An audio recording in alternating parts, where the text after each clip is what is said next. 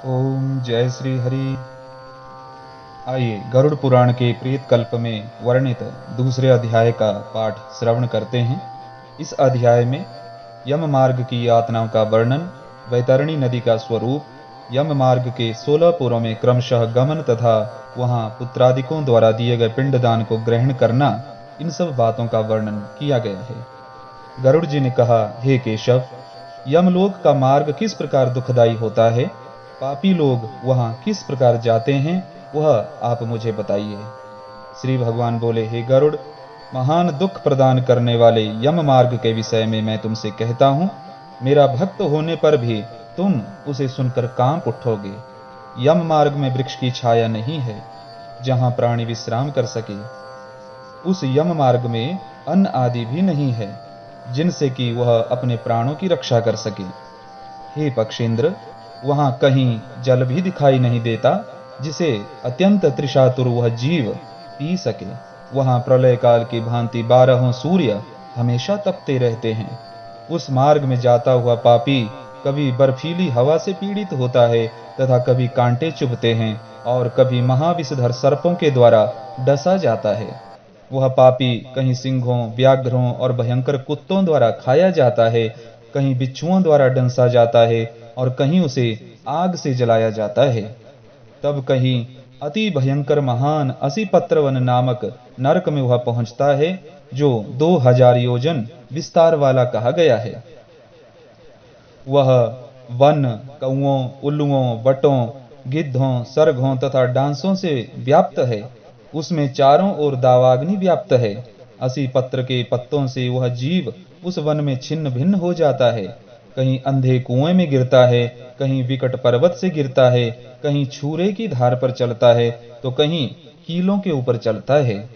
कहीं घने अंधकार में गिरता है, कहीं उग्र भय उत्पन्न करने वाले जल में गिरता है, कहीं जोंकों से भरे हुए कीचड़ में गिरता है तो कहीं जलते हुए कीचड़ों में गिरता है। कहीं तपी हुई बालुका से व्याप्त और कहीं धधकते हुए ताम्रमय मार्ग, कहीं अंगार की राशि और कहीं अत्यधिक धुएं से भरे हुए मार्ग पर उसे चलना पड़ता है। कहीं अंगार की वृष्टि होती है, कहीं बिजली गिरने के साथ शिला वृष्टि होती है, कहीं रक्त की, कहीं शस्त्र की और कहीं गर्म जल की वृष्टि होती है। कहीं खारे कीचड़ की वृष्टि होती है।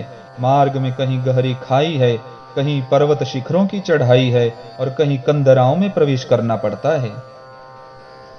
वहां मार्ग में कहीं घना अंधकार है तो कहीं दुख से चढ़ी जाने योग्य शिलाएं हैं, कहीं मवाद, रक्त तथा विष्ठा से भरे हुए तालाब हैं। यम मार्ग के बीचों बीच अत्यंत उग्र और घोर वैतरणी नदी बहती है। वह देखने पर दुखदायिनी हो तो क्या आश्चर्य, उसकी वार्ता ही भय पैदा करने वाली है। वह 100 योजन चौड़ी है। उसमें पूय अर्थात पीप और मवाद और शोणित अर्थात रक्त बहते रहते हैं। हड्डियों के समूह से तट बने हैं, अर्थात उसके तट पर हड्डियों का ढेर लगा रहता है। मांस और रक्त के कीचड़ वाली वह नदी दुख से पार की जाने वाली है। अथाह गहरी और पापियों के द्वारा दुख पूर्वक पार की जाने वाली वह नदी केश रूपी सेवाल से भरी होने के कारण दुर्गम है। वह विशालकाय ग्राहों, घड़ियालों से व्याप्त है और सैकड़ों प्रकार के घोर पक्षियों से आवृत है।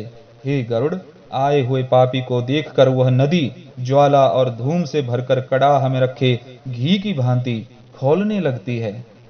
वह नदी सुई के समान मुख वाले भयानक कीड़ों से चारों ओर व्याप्त है। वज्र के समान चोंच वाले बड़े बड़े गीध एवं कौओं से भरी हुई है।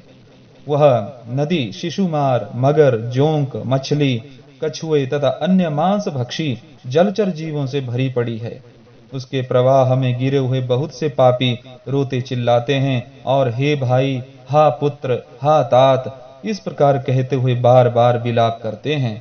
भूख और प्यास से व्याकुल होकर पापी जीव रक्त का पान करते हैं। वह नदी झाग पूर्ण रक्त के प्रवाह से व्याप्त, महाघोर, अत्यंत गर्जना करने वाली, देखने में दुख पैदा करने वाली तथा भयावह है। उसके दर्शन मात्र से पापी चेतना शून्य हो जाते हैं। बहुत से बिच्छू तथा काले सर्पों से व्याप्त उस नदी के बीच में गिरे हुए पापियों की रक्षा करने वाला कोई नहीं है। उसके सैकड़ों हजारों भंवरों में पड़कर पापी पाताल में चले जाते हैं, क्षण भर पाताल में रहते हैं और एक क्षण में ही ऊपर चले आते हैं। हे पक्षेंद्र, वह नदी पापियों के गिरने के लिए ही बनाई गई है, उसका पार नहीं दिखता, वह अत्यंत दुख पूर्वक तरने योग्य तथा बहुत दुख देने वाली है। इस प्रकार बहुत प्रकार के क्लेशों से व्याप्त अत्यंत दुखप्रद यम मार्ग में रोते चिल्लाते हुए दुखी पापी जाते हैं। कुछ पापी पाश से बंधे होते हैं और कुछ अंकुश में फंसाकर खींचे जाते हैं और कुछ शस्त्र के अग्रभाग से पीठ में छेदते हुए ले जाए जाते हैं। कुछ नाक के अग्रभाग में लगे हुए पाश से और कुछ कान में लगे हुए पाश से खींचे जाते हैं। कुछ काल पाश से खींचे जाते हैं और कुछ कौओं से खींचे जाते हैं। वे पापी गर्दन, हाथ तथा पैर में जंजीर से बंधे हुए तथा अपनी पीठ पर लोहे के भार को ढोते हुए मार्ग पर चलते हैं। अत्यंत घोर यमदूतों के द्वारा मुदगरों से पीटे जाते हुए वे मुख से रक्त वमन करते हुए तथा वमन किए हुए रक्त को पुनः पीते हुए जाते हैं। उस समय अपने दुष्कर्मों को सोचते हुए प्राणी अत्यंत ग्लानि का अनुभव करते हैं और अतीव दुखित होकर यमलोक को जाते हैं। इस प्रकार यम मार्ग में जाता हुआ वह मंद बुद्धि प्राणी हा पुत्र, हा पौत्र, इस प्रकार पुत्र और पौत्रों को पुकारते हुए हाय हाय इस प्रकार विलाप करते हुए पश्चाताप की ज्वाला से जलता रहता है। वह विचार करता है कि महान पुण्य के संबंध से मनुष्य जन्म प्राप्त होता है, उसे प्राप्त कर भी मैंने धर्माचरण नहीं किया। यह मैंने क्या किया? मैंने दान दिया नहीं, अग्नि में हवन किया नहीं, तपस्या की नहीं, देवताओं की भी पूजा की नहीं, विधि विधान से तीर्थ सेवा की नहीं। अतः हे जीव, जो तुमने किया है उसी का फल भोगो। हे देही, तुमने ब्राह्मणों की पूजा नहीं की, देव नदी गंगा का सहारा नहीं लिया, सत्पुरुषों की सेवा नहीं की, कभी भी दूसरे का उपकार नहीं किया। इसलिए हे जीव, जो तुमने किया है अब उसी का फल भोगो। मनुष्यों और पशु पक्षियों के लिए जलहीन प्रदेश में जलाशय का निर्माण नहीं किया, गौओं और ब्राह्मणों की आजीविका के लिए थोड़ा भी प्रयास नहीं किया। इसलिए हे देही, तुमने जो किया है उसी से अपना निर्वाह करो। तुमने नित्य दान नहीं किया, गौओं के दैनिक भरण पोषण की व्यवस्था नहीं की, वेदों और शास्त्रों के वचनों को प्रमाण नहीं माना, पुराणों को नहीं सुना, विद्वानों की पूजा नहीं की। इसलिए हे देही, जो तुमने किया है उन्हीं दुष्कर्मों के फल को अब भोगो। नारी जीव भी पश्चाताप करते हुए कहता है कि मैंने पति की हितकर आज्ञा का पालन नहीं किया, पातिव्रत्य धर्म का कभी पालन नहीं किया और गुरुजनों को गौरवोचित सम्मान नहीं दिया। इसलिए हे देहिन, जो तुमने किया उसी का अब फल भोगो। धर्म की बुद्धि से एकमात्र पति की सेवा नहीं की और पति की मृत्यु हो जाने पर वन्ही प्रवेश करके उनका अनुगमन नहीं किया, वैधव्य प्राप्त करके त्यागमय जीवन व्यतीत नहीं किया। इसलिए हे देहिन, जैसा किया उसका फल अब भोगो।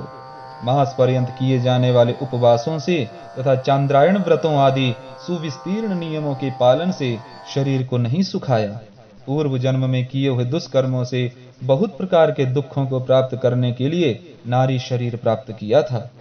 इस तरह बहुत प्रकार से विलाप करके पूर्व देह का स्मरण करते हुए मेरा मानव जन्म शरीर कहाँ चला गया, इस प्रकार चिल्लाता हुआ वह यम मार्ग में चलता है। हे तारक्ष्य, इस प्रकार 17 दिन तक अकेले वायु वेग से चलते हुए 18वें दिन वह प्रेत सौम्यपुर में जाता है। उस रमणीय श्रेष्ठ सौम्यपुर में प्रेतों का महान गण रहता है। वहां पुष्पभद्रा नदी और अत्यंत प्रिय दिखने वाला वट वृक्ष है। उस पुर में यमदूतों के द्वारा उसे विश्राम कराया जाता है। वहां दुखी होकर वह स्त्री पुत्रों के द्वारा प्राप्त सुखों का स्मरण करता है। वह अपने धन, भृत्य और पौत्र आदि के विषय में जब सोचने लगता है तो वहां रहने वाले यम के किंकर उससे इस प्रकार कहते हैं, धन कहाँ है, पुत्र कहाँ है, पत्नी कहाँ है, मित्र कहाँ है, बंधु बांधव कहाँ है। अरे मूढ़, जीव अपने कर्मोपार्जित फल को ही भोगता है, इसलिए सुदीर्घ काल तक इस यम मार्ग पर चलो। हे परलोक के राही, तू यह जानता है कि राहगीरों का बल और संबल पाथेय ही होता है, जिसके लिए तूने प्रयास तो किया ही नहीं। तू यह भी जानता था कि तुम्हें निश्चित ही उस मार्ग पर चलना है और उस रास्ते पर कोई भी लेन देन नहीं हो सकता। यह मार्ग तो बालकों को भी विदित रहता है। हे मनुष्य, क्या तुमने इसे सुना नहीं था? क्या तुमने ब्राह्मणों के मुख से पुराणों के वचन नहीं सुने थे? इस प्रकार कहकर मुदगरों से पीटा जाता हुआ वह जीव गिरते पड़ते दौड़ते हुए बलपूर्वक पाशों से खींचा जाता है। यहाँ स्नेह अथवा कृपा के कारण पुत्र पौत्रों द्वारा दिए हुए मासिक पिंड को खाता है। उसके बाद वह जीव सौरीपुर को प्रस्थान करता है। उस सौरीपुर में काल के रूप को धारण करने वाला जंगम नाम का राजा रहता है। उसे देखकर वह जीव भयभीत होकर विश्राम करना चाहता है। उस पुर में गया हुआ वह जीव अपने स्वजनों के द्वारा दिए हुए त्रैपाक्षिक अन्न जल को खाकर उस पुर को पार करता है। उसके बाद शीघ्रता पूर्वक वह प्रेत नगेंद्र भवन की ओर जाता है और वहां भयंकर वनों को देखकर दुखी होकर रोता है। दया रहित दूतों के द्वारा खींचे जाने पर वह बार बार रोता है और 2 मास के अंत में वह दुखी होकर वहां जाता है। बांधवों द्वारा दिए गए पिंड, जल, वस्त्र का उपभोग करके यम किंकरों के द्वारा पाश से बार बार खींचकर पुनः आगे ले जाया जाता है। तीसरे मास में वह गंधर्व नगर को प्राप्त होता है और वहां त्रैमासिक पिंड खाकर आगे चलता है। चौथे मास में वह शैलागमपुर में पहुंचता है और वहां प्रेत के ऊपर बहुत अधिक पत्थरों की वर्षा होती है। वहां चौथे मासिक पिंड को खाकर वह कुछ सुखी होता है। इसके बाद 5वें महीने में वह प्रेत क्रौंचपुर पहुंचता है। क्रौंचपुर में स्थित वह प्रेत वहां बांधवों द्वारा हाथ से दिए गए 5वें मासिक पिंड को खाकर आगे क्रूरपुर की ओर चलता है। 5.5 मास के बाद बांधवों द्वारा प्रदत्त उन षाण्मासिक पिंड और घटदान से तृप्त होकर वह वहां आधे मुहूर्त तक विश्राम करके यमदूतों के द्वारा डराए जाने पर दुख से कांपता हुआ उस पुर को छोड़कर चित्र भवन नामक पुर को जाता है, जहां यम का छोटा भाई विचित्र नाम वाला राजा राज्य करता है। उस विशाल शरीर वाले राजा को देखकर जब वह जीव डर से भागता है, तब सामने आकर कैवर्त धीवर उससे यह कहते हैं, हम इस महावैतरणी नदी को पार करने वालों के लिए नाव लेकर आए हैं। यदि तुम्हारा इस प्रकार का पुण्य हो तो इस नाव में बैठ सकते हो। तत्वदर्शी मुनियों ने दान को ही वितरण देना या बांटना कहा है। यह वैतरणी नदी वितरण के द्वारा ही पार की जा सकती है, इसलिए इसको वैतरणी कहते हैं। यदि तुमने वैतरणी गौ का दान किया हो तो नौका तुम्हारे पास आएगी, अन्यथा नहीं। उनके ऐसे वचन सुनकर प्रेत हा देव ऐसा कहता है। उस प्रेत को देखकर वह नदी खौलने लगती है और उसे देखकर प्रेत अत्यंत क्रंदन करने लगता है, अत्यंत विलाप करने लगता है। जिसने अपने जीवन में कभी दान नहीं दिया, ऐसा पापात्मा उसी वैतरणी में डूबता है। तब आकाश मार्ग से चलने वाले दूत उसके मुख में कांटा लगाकर बंसी से मछली की भांति उसे खींचते हुए पार ले जाते हैं। वहां षाण्मासिक पिंड खाकर वह अत्यधिक भूख से पीड़ित होकर विलाप करता हुआ आगे के रास्ते पर चलता है। 7वें मास में वह बहुवापदपुर को जाता है और वहां अपने पुत्रों द्वारा दिए हुए 7वें महीने के पिंड को खाता है। हे पक्षीराज गरुड़, उस पुर को पार कर वह दुखद नामक पुर को जाता है। आकाश मार्ग से जाता हुआ वह महान दुख प्राप्त करता है। वहां 8वें मास में दिए हुए पिंड को खाकर आगे बढ़ता है और 9वां मास पूर्ण होने पर नाना क्रंदपुर को प्राप्त होता है। वहां क्रंदन करते हुए अनेक भयावह क्रंदगणों को देखकर स्वयं शून्य हृदय वाला हो जीव दुखी होकर आक्रंदन करने लगता है, रोने लगता है। उस पुर को छोड़कर वह यमदूतों के द्वारा भयभीत किया जाता हुआ 10वें महीने में अत्यंत कठिनाई से सुतप्त भवन नामक नगर में पहुंचता है। वहां पुत्र आदि से पिंडदान और जलांजलि प्राप्त करके भी सुखी नहीं होता। 11वां महीना पूरा होने पर वह रौद्रपुर को जाता है और पुत्रादिकों के द्वारा दिए हुए 11 मासिक पिंड को वहां खाता है। 11.5 मास बीतने पर वह जीव पयोवर्षण नामक नगर में पहुंचता है। वहां प्रेतों को दुख देने वाले मेघ घनघोर वर्षा करते हैं। वहां पर दुखी वह प्रेत उनाब्दिक श्राद्ध के पिंड को खाता है। इसके बाद वर्ष पूरा होने पर वह जीव शीताढ़ नामक नगर को प्राप्त होता है। वहां हिम से भी 100 गुणी अधिक महान ठंड पड़ती है। शीत से दुखित तथा क्षुधित वह जीव इस आशा से 10 दिशाओं में देखता है कि शायद कहीं कोई हमारा बांधव हो, कोई मेरा कोई बंधु रिश्तेदार इसी दिशा में मुझे देख ले।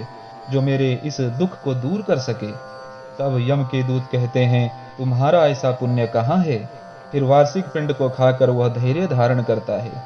उसके बाद वर्ष के अंत में यमपुर के निकट पहुंचने पर वह प्रेत बहुभीतिपुर में जाकर हाथ भर माप के अपने शरीर को छोड़ देता है।